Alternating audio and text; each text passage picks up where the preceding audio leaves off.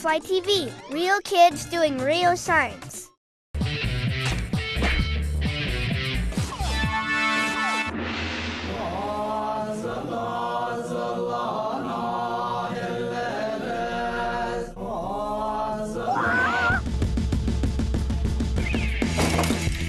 Welcome to the world of Taekwondo.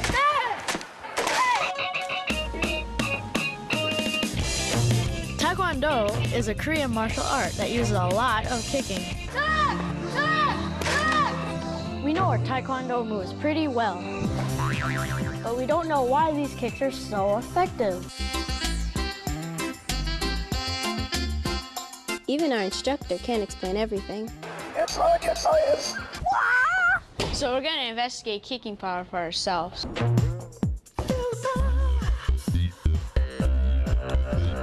The question, why do Taekwondo kicks work so well?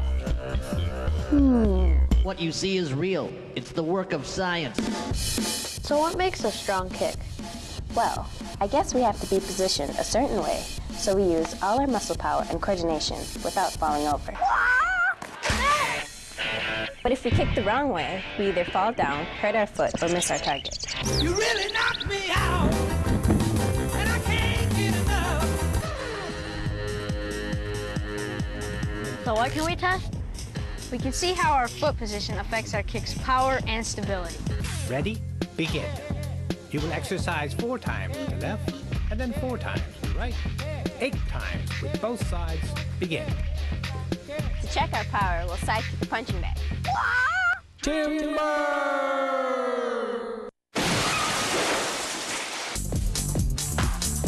We're guessing that our stability has a lot to do with how our feet are planted. So to see exactly how our weight is pressing on our feet, we'll use a high-tech foot pressure pad linked to a computer.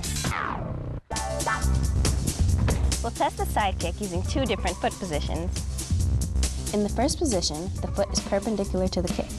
In the second position, the foot is almost parallel to the kick. Here's a diagram of our test. Think of a clock face. Our target is at 12 o'clock, and the 2 foot positions we'll try are at 6 o'clock and 9 o'clock.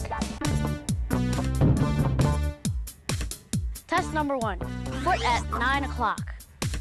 So you're kicking with your right foot. Yep. And the bag's at 12 o'clock. And my foot's at 9 o'clock. And a camera will tell us how far back the bag goes.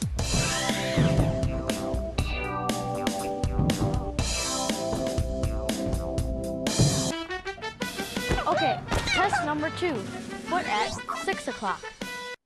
Our young challengers will face a never-before-beaten foe, a perilous contest for mere survival against insurmountable odds with no hope of escape from the test of science.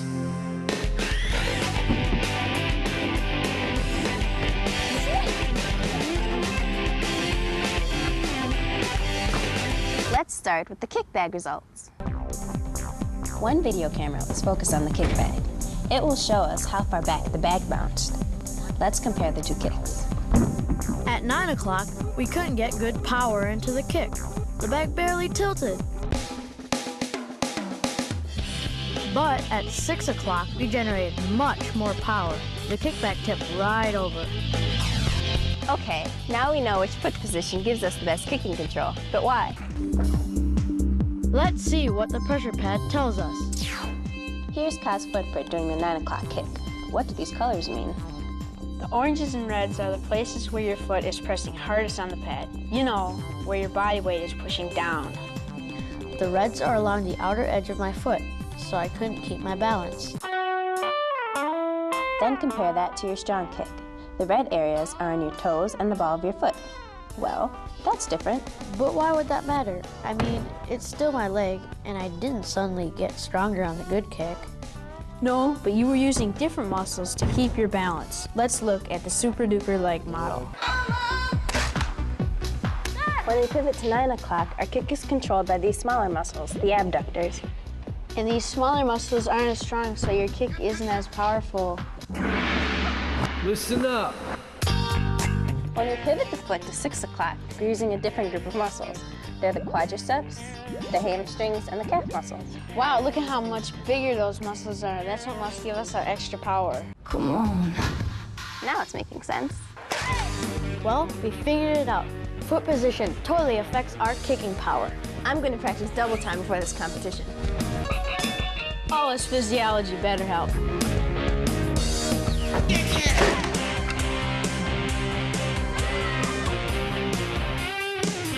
Welcome to the 25th U.S. Tournament of Champions.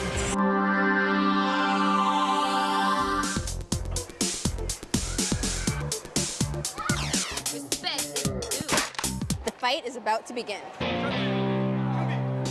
Tofu faces stiff competition today. Wow, look at that kick. Right on target. Check out that foot positioning. Try and catch me.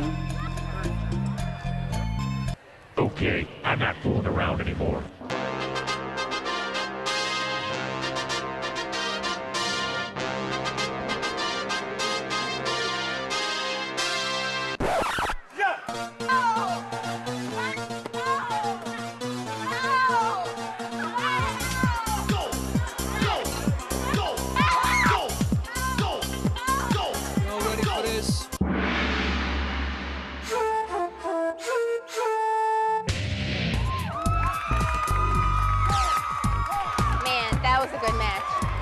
Thinking about my not kicking leg, the rest came naturally. That's absolutely right.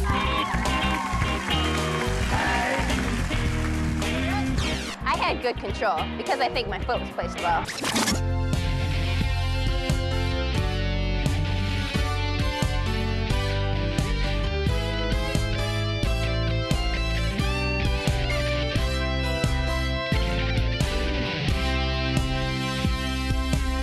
Dragonfly TV, real kids doing real science.